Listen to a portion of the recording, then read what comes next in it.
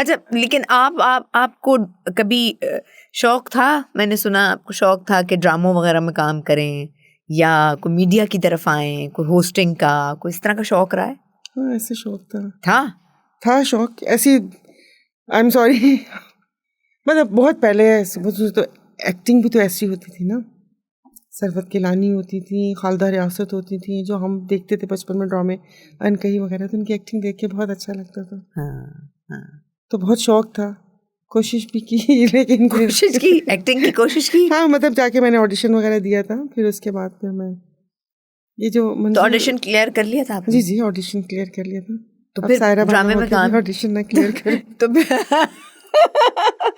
तो ड्रामे में काम क्यों नहीं किया? मैं यहाँ पर थी नहीं। अच्छा। हाँ जी, गई हुई थी उन दिनों मैं फ्लाइट सर्विस में थी। अच्छा। मियाँ साहब जहाज लेके चले गए थे मेरे मियाँ नहीं, बड़े मियाँ साहब फिर उसके बाद फ्लाइट डिले हो गई, फिर वो कुछ था उसका पायलट वगैरह तैयार मेरी करना अब था समझ में आया कि ये जो बार बार नून पे तनकीद होती है, ये आपकी पुरानी दुश्मनी है उनसे।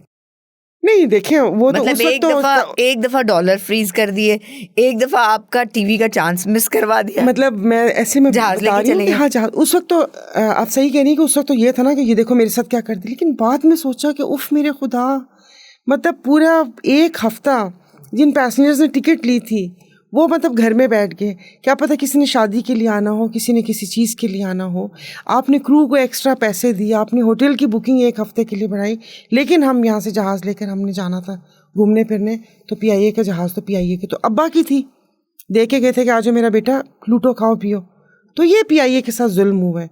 उस वक्त सिर्फ अपनी थी, लेकिन अब मैं सोचती हूँ कि एक मौका नहीं, ऐसे 1000 मौके थे कि जिसमें फ्लाइट कैंसिल की और जी क्या कि एयरक्राफ्ट फ्री नहीं है, एयरक्राफ्ट चला गया। हाँ, लेकिन ये कोई पहला वाकया ऐसा तो नहीं होगा ना? नहीं मैंने कहा ऐसे बहुत सारे। हाँ, और बाकी जो सरबराहान आए हैं उन्होंने भी ये सब किया, सिर्फ वो लिस्ट में वो तो नहीं, और लोग भी।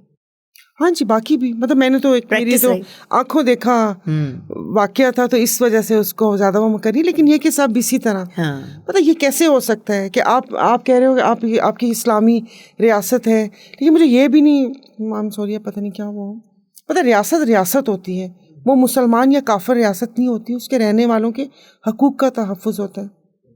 लेकिन यहाँ पर तो हर चीज़ ही उल्टी है, पता नहीं,